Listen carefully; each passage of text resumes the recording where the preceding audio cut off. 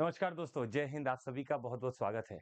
ये एक अनोखा सेशन है। अनोखा इस सेंस में है कि जब आप पढ़ें, तो पढ़ने की नज़रिया को कैसे बदलना है।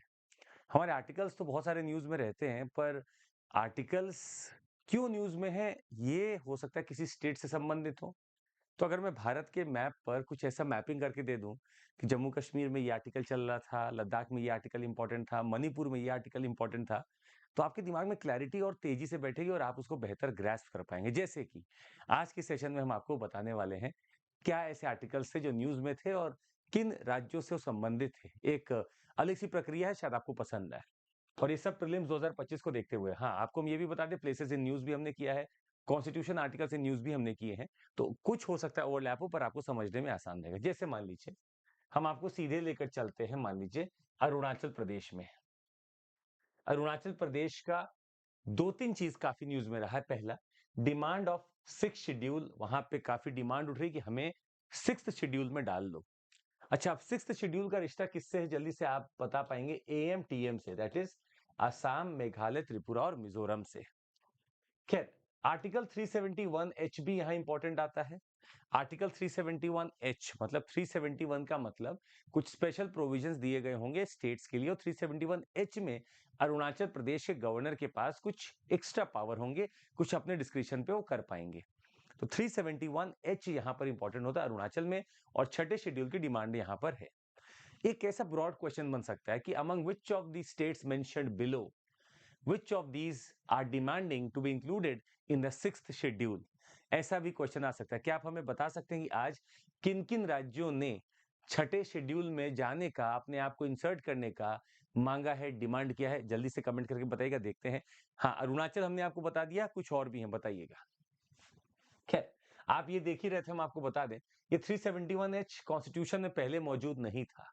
ये डाला गया है constitutional amendment act of 55th constitutional amendment act से डाला गया है 371 एच। और समझते हैं। अब आप देख रहे होंगे कि हमने अभी एक बात की कि भाई यहाँ 371 एच इंपॉर्टेंट और ये छठे शेड्यूल में डिमांड कर रहा है। हमारे पास आर्टिकल 244 है। Article 244 is about AMTM, that is 6th schedule. तो जहां कहीं भी आपको 6th शेड्यूल का दर्जा दिखे, समझिएगा एक आर्टिकल बहुत इंपॉर्टेंट होने वाला है, और वो है आर्टिकल 244। ये प्रोवाइड करता है administration of tribal areas in Assam, Meghalaya, Tripura and Mizoram. तो छठे शेड्यूल के आसपास का कौन सा आर्टिकल हो गया? आर्टिकल 244। अरुणाचल प्रदेश का कौन सा आर्टिकल हो गया? Article 371 H. आइए और देखते हैं। हम आपको सीधे लद्दाख लेकर चलते हैं। लद्दाख में अगर आप देखेंगे, तो एक आर्टिकल तो 3 आपके दिमाग में आना चाहिए, क्योंकि लद्दाख की टेरिटरी जो बनाई गई, वो कहीं से कार्व आउट करके बनाई गई और उसको यूनियन टेरिटरी का दर्जा दिया गया। Center can unilaterally alter the state names and boundaries, can carve out some states from existing ones। ये कहां आर्टिकल में है? आर्टिकल 3 में है। और यहीं आपको आर्टिकल 2, आर्टिकल 3 और आर्टिकल 4 के बीच का डिफरेंस भी पता होना चाहिए। हमारे पास अगर आर्टिकल 3 यूज हो रहा है, तो यहां साफ मतलब था कि आपने कोई टेरिटरी जो ऑलरेडी मौजूद थी, उसमें से निकाली है। पर अगर मैं आर्टिकल 2 का इस्तेमाल करता, तो कोई एकदम ऐसी टेरिटरी होती जो भारत संघ का, यूनियन का पार्ट नहीं है, उसको मैं अगर इंक्लूड करता हूं भारत में, तो मैं आर्टिकल 2 का इस्तेमाल करता हूं। आर्टिकल 3 का मैं तब इस्तेमाल करता हूं जब ऑलरेडी कोई टेरिटरी मौजूद है, मैं उसी को थोड़ा फेरबदल कर रहा हूं। यह एक और आर्टिकल हम आपको देना चाहेंगे, आर्टिकल 240। ये पावर है, the president of India has the power to make regulations for UTs not having their own legislature. इसका मतलब है आर्टिकल 240 का इस्तेमाल आप जम्मू पे नहीं कर सकते, जम्मू कश्मीर में नहीं कर सकते। आर्टिकल 240 का इस्तेमाल आप न्यू दिल्ली पे नहीं कर सकते, पर आप लद्दाख में कर सकते हैं, आप पुडुचेरी में कर सकते हैं। जहां जहां असेंबली नहीं है, वहां वहां आप कर सकते हैं। जहां लेजिस्लेचर नहीं, वहां आर्टिकल 240 इस्तेमाल हो सकता है। तो इस नजरिए से भी आप कॉन्स्टिट्यूशनल आर्टिकल्स को समझ सकते थे। जैसे हमारे पास और भी बहुत है, ये देखते हैं। एक दो चीज हम और दिखाते हैं आपको, देखते हैं। फॉर एग्जाम्पल, आर्टिकल 3 की ही बात कर रहे थे, तो वापस से जम्मू कश्मीर दिमाग में आता है। लद्दाख आपने देखा, तो जम्मू कश्मीर भी इंपॉर्टेंट पड़ता है। और जम्मू कश्मीर की जब बात हो ही रही है, तो पूरा राज्य सर जम्मू कश्मीर का हुआ करता था। यहां पर एक टेम्पररी प्रोविजन था हमारे संविधान का, आर्टिकल 370। आर्टिकल 370 को एब्रोगेट किया गया। ये खुद में ही कहता था कि मैं तो टेम्पररी प्रोविजन मुझे हटा लो, और इसको किए हुए आर्टिकल ये 2019 में किया गया था। साथ ही में इसके आर्टिकल 35A को भी हटाया गया था। तो आर्टिकल 35A आर्टिकल 370 को हटा दिया गया था। आर्टिकल 3 यहां पर इस्तेमाल हुआ था क्योंकि आपने कुछ पार्ट यहां पर लद्दाख को दिया था। अच्छा, और देखते हैं। हम आपको लेकर चलना चाहेंगे article 192 of the Indian constitution में। हम आपको यहां पर क्यों लेकर चलना चाह रहे हैं? अगर आप बिल्कुल नीचे देखें तो ये हिमाचल प्रदेश है। हिमाचल प्रदेश में पिछले 1 साल में बहुत ऐसी न्यूज आई है जहां पर आर्टिकल 192 बार-बार यूज हो रहा था। ये किसके लिए यूज हो रहा था हम बता दें। आर्टिकल 192 बात कर रहा है, constitution deals with decision of questions regarding the disqualifications of the members of legislature. यहाँ पे 10th शेड्यूल जो कि डिफेक्शन की बात करता है, और आर्टिकल 192 जो कि बात करता है कि क्या इस विधायक को, इस एमएलए को लेजिस्लेचर से बर्खास्त कर दिया जाए, डिस्क्वालीफाई कर दिया जाए, इसकी बात लिखी है। और हिमाचल प्रदेश में ये न्यूज में काफी रहा है। तो आर्टिकल 192 भी रहा है। 10th शेड्यूल चूंकि एंटी डिफेक्शन लॉ है तो वहां पे 10th शेड्यूल आना ही आना है। ये साफ दिख रहा था हिमाचल प्रदेश में।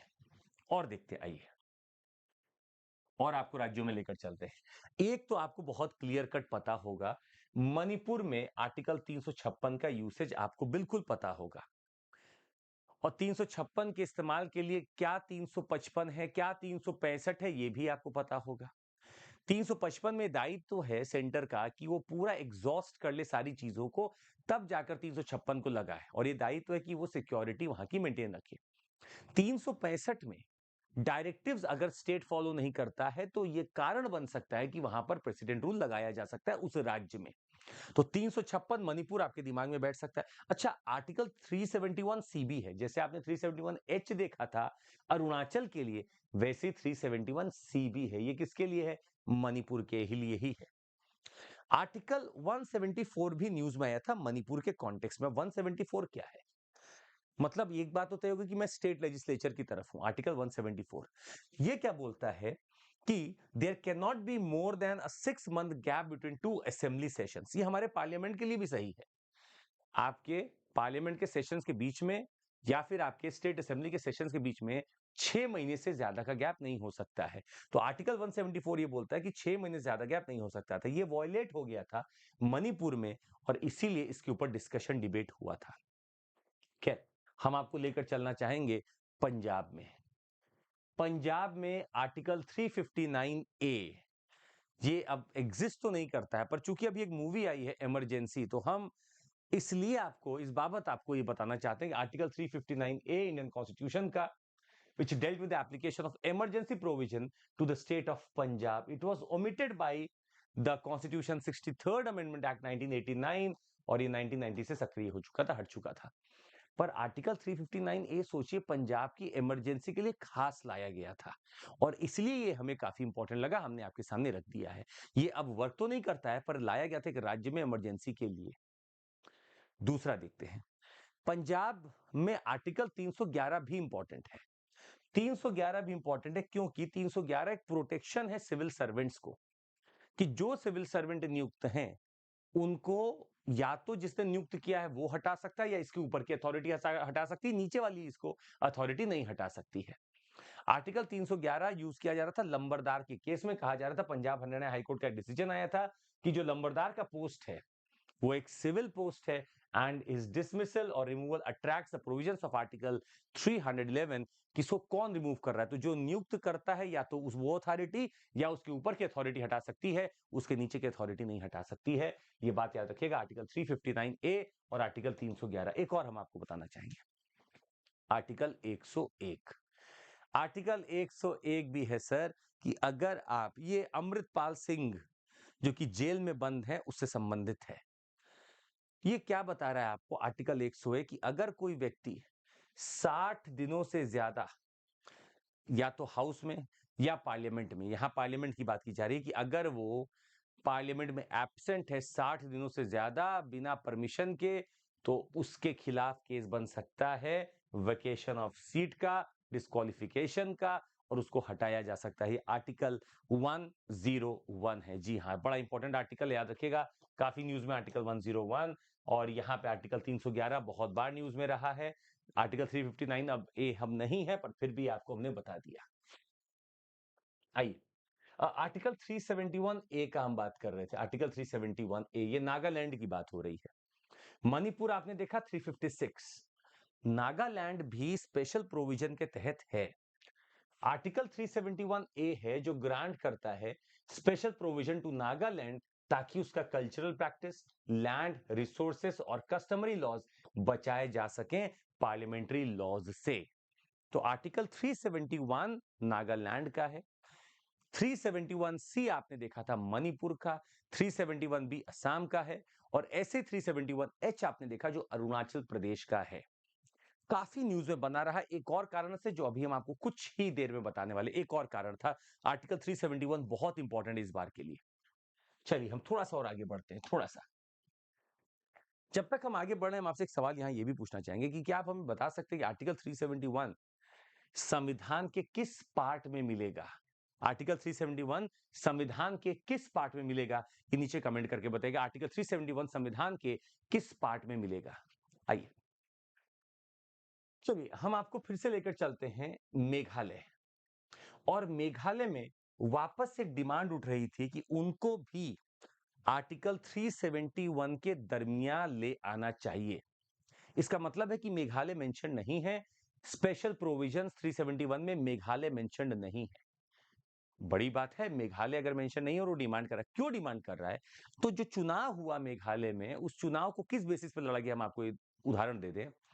उस चुनाव में एक कॉमन कॉज रखा गया कि देखिए यहां पर माइनिंग जो होती है, रैट होल माइनिंग, उसको हमें प्रोटेक्ट करना है, वो मेरा अपना तरीका है, मैं उसको प्रोटेक्ट करना चाहता हूं। ये उदाहरण लिया जा रहा था नागालैंड से, क्योंकि नागालैंड में आर्टिकल 371 सी जो है वो रैट होल माइनिंग को, जो कि काफी खतरनाक है, उसको बचा लेती है। मतलब लोग उसमें कुछ इंटरवीन कर नहीं पाते। पर मेघालय में ऐसा प्रोटेक्शन नहीं मिला हुआ है।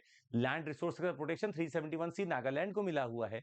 मेघालय भी ये बोला कि हमें भी 371 में डालो, ताकि हम भी अपनी ऐसी माइनिंग को कंटिन्यू कर सकें। तो 371 डिमांड में था। ये सवाल आएगा कि इनमें से कौन से राज्य नॉर्थ ईस्ट के हैं जिनको आर्टिकल 371 या उनके सब क्लॉजेस के तहत प्रोटेक्शन नहीं मिला हुआ है? इसका जवाब देखते कितना लोग देते हैं। इनमें से कौन से वो राज्य हैं जिनको आर्टिकल 371 के तहत प्रोटेक्शन नहीं मिला हुआ है? और क्या सारे नॉर्थ ईस्टर्न स्टेट्स को मिला हुआ आर्टिकल 371 में प्रोटेक्शन? नीचे कमेंट करके बताइएगा। क्या सारे नॉर्थ ईस्टर्न स्टेट्स को आर्टिकल 371 के तहत प्रोटेक्शन मिला हुआ है, स्पेशल प्रोविजन मिला हुआ है? नीचे कमेंट करके बताइएगा। यहाँ ये छठे शेड्यूल में इंक्लूडेड है, क्योंकि हमने आपको बता दिया आर्टिकल, आप 244 याद रखिएगा और एएम टीएम याद रखिएगा, एएम टीएम याद रखिएगा। आइए, ये हमारा सदर्न स्टेट्स के लिए कुछ कॉमन आर्टिकल्स हैं जो काफी न्यूज में रहे हैं। उसमें से एक आर्टिकल हम आपको बताना चाहेंगे, 200 सबसे पहले, जो काफी इंपॉर्टेंट रहा है। आर्टिकल 200 में गवर्नर के पास पावर है बिल्स के ऊपर। यहां उसके पास पावर है कि वो या तो स्टेट के बिल को अपना एसेंट दे दे, एसेंट ना दे, रिटर्न कर दे बिल अगर वो मनी बिल नहीं है तो, या फिर वो प्रेसिडेंट के लिए बिल को रिजर्व रख लेता है। ये आर्टिकल 200 का काफी विवाद तमिलनाडु और तमिलनाडु के गवर्नर के बीच में चल रहा है। आए दिन ये खबर में बना रहा है, और ये सिर्फ तमिलनाडु की बात नहीं की जा रही है, और भी राज्य हैं साउथ में जहां बना हुआ है। दूसरा जो बड़ा विवाद इस समय चलता हुआ दिख रहा है, या एक डिस्कशन चलता हुआ दिख रहा है, वो लैंग्वेज के ऊपर है। 3 लैंग्वेज फॉर्मूला काफी चल रहा है। तो सबसे पहले तो हम आपको ये बता दें, एजुकेशन कॉन्करेंट लिस्ट में आता है, ये याद रखिएगा। अगर हम कॉन्करेंट लिस्ट की बात कर रहे हैं, तो हम आपसे बात कर रहे हैं एक शेड्यूल की फिर से, जिसमें मेंशन्ड है यूनियन लिस्ट, स्टेट लिस्ट और कॉन्करेंट लिस्ट। और कॉन्करेंट लिस्ट में मेरा एजुकेशन आता है। आर्टिकल 343 और आर्टिकल 351 दो बहुत इंपॉर्टेंट आते हैं। आर्टिकल 343 बोलता है कि हिंदी और उसकी देवनागरी लिपि, या हिंदी अपने देवनागरी लिपि में भारत की ऑफिशियल लैंग्वेज होगी। ये 343 में लिखा है। और 351 में एक और चीज लिखी है, ये संविधान में लिखी जा रही है, कि हमें सेंटर के ऊपर ये दायित्व है, सेंटर के ऊपर, कि उसे हिंदी का विकास करना है, हिंदी में और पॉजिटिविटी जोड़नी है, ये सेंटर के ऊपर दायित्व दिया गया है। तो आर्टिकल 351 एक तरह से डायरेक्टिव है सेंटर के प्रति, और 343 में ऑफिशियल लैंग्वेज हिंदी को घोषित किया गया है। तो 343 और 351। आर्टिकल 200 हमने आपको बताया गवर्नर से संबंधित है। इस पूरे सदन पार्ट में एक और आर्टिकल को लेकर बार-बार चीजें छिड़ती हैं और वो है आर्टिकल 82 को लेकर, जो डिलिमिटेशन कमीशन की बात करता है। मतलब चुनाव के समय जो कॉन्स्टिट्यूएंसीज बनाई जाती हैं, वो बाउंड्री बनाई जाती हैं, आर्टिकल 82 डिलिमिटेशन कमीशन का यहाँ पर जिक्र है। तो आर्टिकल 82 यूज होगा और डिलिमिटेशन कमीशन बनाया जाएगा और तब कॉन्स्टिट्यूएंसीज डिवाइड होंगी पॉपुलेशन के आधार पर। ये आर्टिकल 82 में आता है। आर्टिकल 82 कौन से पार्ट में होगा कॉन्स्टिट्यूशन के, ये आपको बहुत आसान है, बता दीजिएगा नीचे। खैर और देखते हैं। अगर आप हरियाणा के आसपास घूम रहे हैं तो आपको बता दें, हरियाणा ने एक बिल लेकर आया था कि हम 75% रिजर्वेशन कर देंगे जॉब्स में, जो हरियाणा के लोग हैं उनके लिए। इसको स्ट्रक डाउन कर दिया गया था आर्टिकल 14 और 19 का हवाला देते हुए कि ये बिल्कुल right to equality, right to movement के खिलाफ है। इसको पूरा खारिज कर दिया गया था, इसलिए काफी न्यूज में रहा है। गुजरात चलते हैं।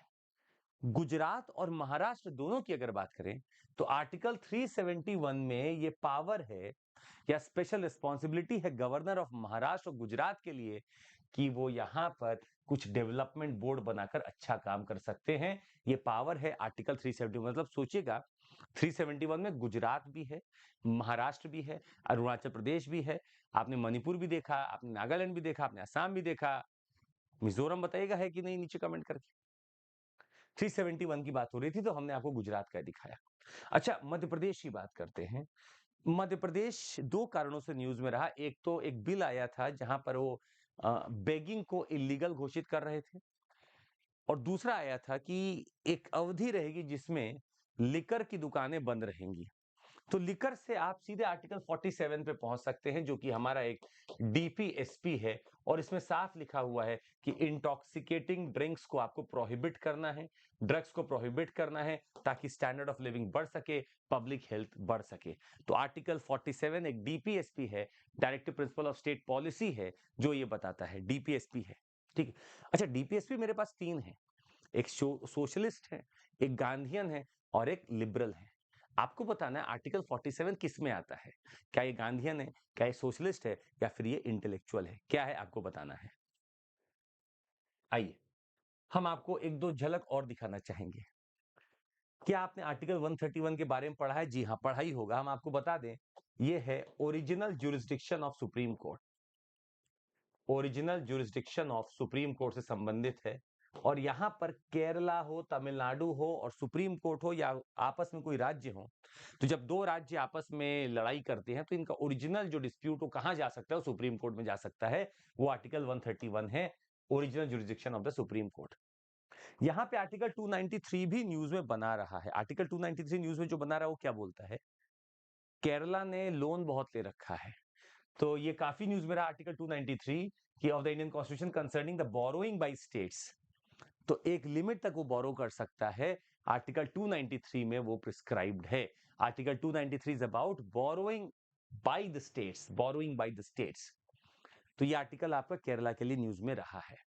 ऐसे ही आर्टिकल जो हम आपको दिखा रहे थे काफी न्यूज में रहे हैं, और इसमें से एक प्रश्न आना संभावित लगता है। उम्मीद है आपको ये थोड़ा सा अलग तरीका पसंद आया होगा, और हम आपको ये बता दें, जल्दी से सेशन को रिवाइज भी कर लीजिएगा, बहुत चीज आपके दिमाग में बैठ जाएगी। साथ ही में 23 मार्च को आप जहां कहीं पे भी हो, सीएमसी कोड लगाइएगा और हमारे टेस्ट को दीजिएगा। सर, टेस्ट देना बहुत जरूरी, 100% स्कॉलरशिप है। साथ ही में आपको आईपीएल के टिकट्स भी मिल सकते हैं।